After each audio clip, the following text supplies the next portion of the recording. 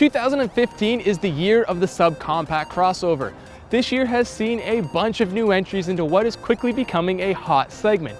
But what is a subcompact crossover? Well, that question has a lot of different answers depending on who you ask. But to us, it means a high-riding hatchback that's at least 170 inches in length or less and offers optional all-wheel drive. That may leave out some vehicles like the Kia Soul, Hyundai Tucson, and Subaru Crosstrek, but we have gathered 7 vehicles all vying to be the king of the baby crossovers. Let's see the contenders.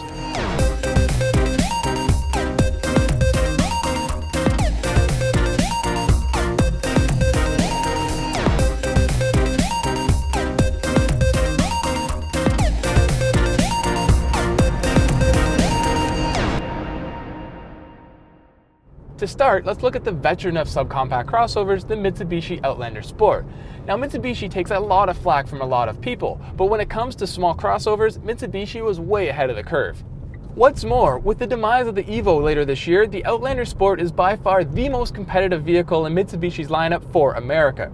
Despite its age, Mitsubishi has done a lot of things right with this crossover. It has the second best cargo space, third best rear seat comfort, third lowest as tested price, and of course, the best warranty.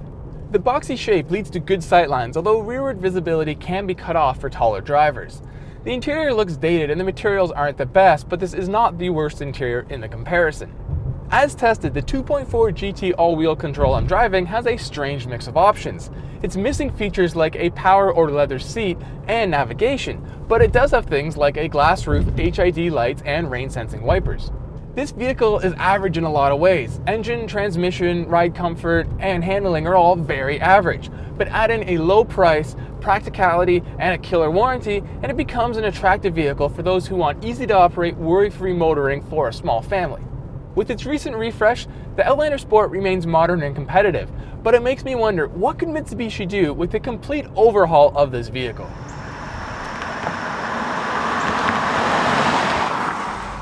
The Juke is another old dog when it comes to the world of subcompact crossovers. Introduced in 2011, the Juke shocked the world when the wraps were taken off this crazy-looking vehicle. Power for the Juke comes from a 1.6-liter turbocharged 4-cylinder engine that makes 188 horsepower and 177 pound-feet of torque. It is the most powerful engine here, and it feels like it. When equipped with the torque vectoring all-wheel drive system, the only transmission available is a CVT that isn't quite as refined or smooth as some other automatics here in the comparison. Still, this drivetrain delivered the best in test observed fuel economy of 31.4 miles per gallon, and the engine is one of the quieter ones under normal operation. But that's about all that is quiet when it comes to the Juke. The cabin lets in the most outside noise, and the styling is anything but subtle, especially with all these red painted trim pieces. Driving dynamics are great though, bested only here by the CX3. This does lead though to poor ride comfort. The Juke is not that comfortable over rough pavement, and the front seat isn't that comfortable either. The Juke is more of a car than a crossover, and that's most evident when it comes to passenger and rear cargo space. No adult should ever be subjected to being stuck in the back seats, and if you plan to take this vehicle on a weekend getaway, pack lightly. The Juke remains the funkiest crossover available on the market, but honestly, it could really benefit from a dose of practicality and refinement.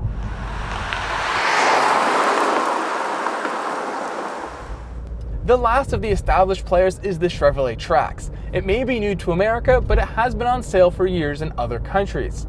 This may well be the least inspiring vehicle to look at, but its shape is all about function over form. With a tall body and low ground clearance, there is a lot of interior space. We voted the rear seats as the most comfortable in the comparison, and the cargo area features a lot of height, if not that much width. It's too bad though, things aren't as good up front. Seat comfort isn't that great as it's a little too hard, and the interior is probably the poorest in terms of quality in the comparison. But on a positive note, it is offered with a fantastic onboard Wi-Fi, which I feel should be offered in more vehicles, and sightlines are great thanks to these tall windows and door-mounted side view mirrors. The 1.4-liter turbocharged 4-cylinder engine makes the least amount of power in this comparison, and at highway speeds, it feels like it. It does have good low-end torque though, and the body motions are controlled very well as there's very little rebound over bumps. But there is a lack of refinement that's a reoccurring theme with the Trax, like the vibrations that can be felt from the drivetrain through the seat and the steering wheel. The Trax does some things right, it just needs a little more power, a better interior, and more style. And that brings us to the new batch of subcompact crossovers. Introduced earlier this year, the CX3 is the most car-like vehicle here. The way its controls are laid out, the seating position, and the sightlines all resemble that more of a car than a crossover. You sit the lowest in the CX3 and it has the lowest roofline. So it should come as no surprise that the CX3 drives the most like a car out of all the vehicles here. It has the agility and the reflexes to beat all competitors, including the Juke. But like the Nissan, the CX3 suffers from a harsh ride as it is not that comfortable over rough pavement. The CX3 though is down a lot on power compared to the turbo Juke, making do with 146 ponies out of a 2-liter 4-cylinder engine. Despite that low engine power figure, the CX3 is the only vehicle here with an as-tested weight under 3,000 pounds. It makes the most of the available power and feels quicker than a lot of its competitors. The engine is smooth and the 6-speed automatic may be the best transmission on hand here. The interior of the CX3 is interesting. It has one of the nicest designs and looks really premium. Now a lot of the materials used in here are premium, but upon a closer look you'll see that some of them are actually a bit cheaper. However, Mazda has done a good job of masking these cheaper materials to look more expensive than they really are. The CX3 has the same disregard for rear passengers and cargo space as the Juke. You notice a theme developing here? Yeah, the CX3 really is a lot like the Juke, just more mature, better equipped, and more premium feeling. Unfortunately, that means there isn't much practicality or utility to this vehicle. It might be best to just forget about ever taking anyone in the back seat, fold them down, and turn this into a 2-seat crossover with some semi-practical usefulness.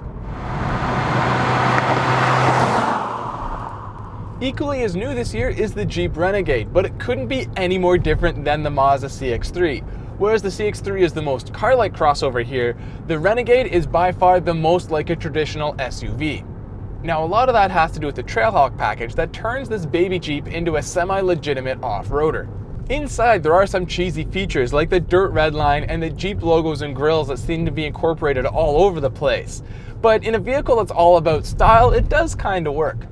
The front seats didn't find favor with some of us, me included, as the upper portion seems to be pushing my shoulders forward at all times. Sightlines aren't great for how boxy the Renegade shape is, especially in the back, but there is a ton of headroom for both front and rear passengers. The Renegade Trailhawk is by far the heaviest vehicle here, with a curb weight that almost reaches 3,600 pounds. This leads to poor handling and the worst in-test fuel economy of 23.8 miles per gallon. Even with a 2.4-liter engine making 180 horsepower, the Renegade doesn't feel all that quick thanks to that heavy weight and high-friction off-road tires. Making things worse is a 9-speed automatic that is delayed, especially when downshifting. What's the point of having all these gears if they're not being used properly? The Renegade is one of the most premium feeling crossovers here, and it should, as it has the highest as-tested price in the comparison of almost $34,000. For that price, a decently equipped compact crossover can be had, like the CR-V or Jeep's own Cherokee. The Renegade Trailhawk has been beefed up so much that it loses a lot of the traits you might be looking for in a small crossover, like handling, fuel economy, and a smooth ride. Problem is, it's not that hardcore of an off-roader either, it's kinda left in the middle. If you're looking at a Renegade, it's best to look for another version of this vehicle.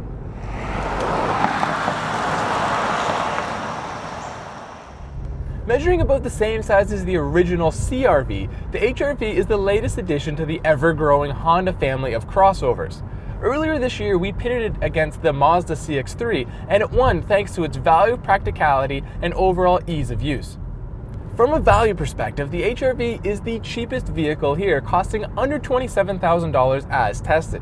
Still, at that price, you get a lot of good features like leather seats, navigation, smart key entry, and dual-zone climate control.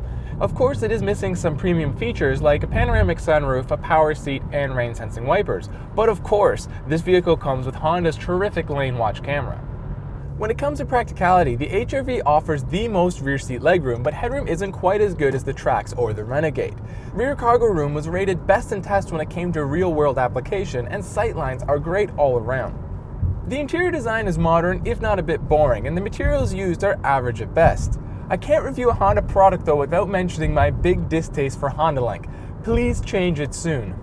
The HR-V may be the easiest vehicle to drive here in a comparison full of simple to operate motoring appliances, but front seat comfort is just average. The primary controls are laid out in a logical and easy to understand fashion, and the vehicle behaves predictably in pretty much all of its operations. So what might hold the HR-V back from winning it all? Well, it's not all that fun to drive.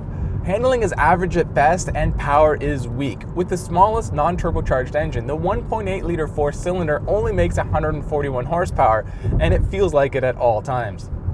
To get the most out of the engine requires revving it really high at all times, and at that point it gets kinda loud. I will say though, fuel economy is really good in the HR-V, as it nearly tied the CX3 and Juke for best in test. Just don't load it up with 4 adults and a lot of cargo routinely and you should be fine.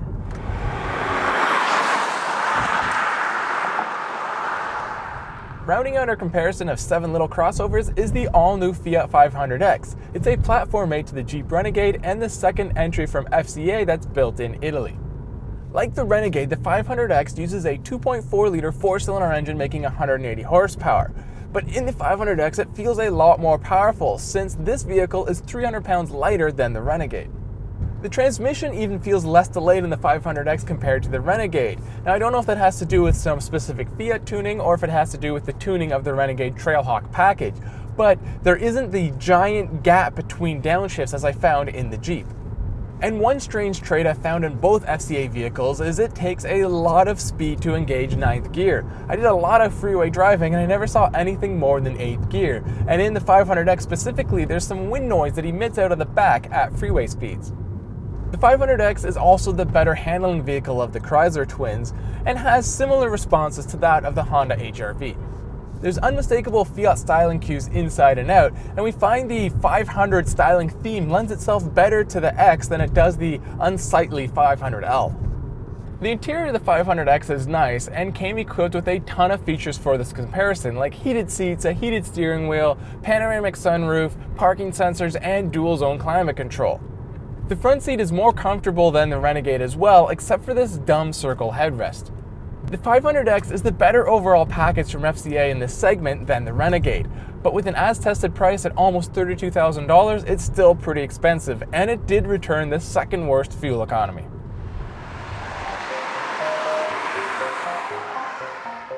So there you have it, 7 contenders all with their own pros and cons. But which one wins? Well, as you might have guessed, it really comes down to personal priorities. But small crossovers are really about practicality, value, and ease of use. And if I'm to think of all 3 of those things, one clear winner emerges, the Honda HR-V.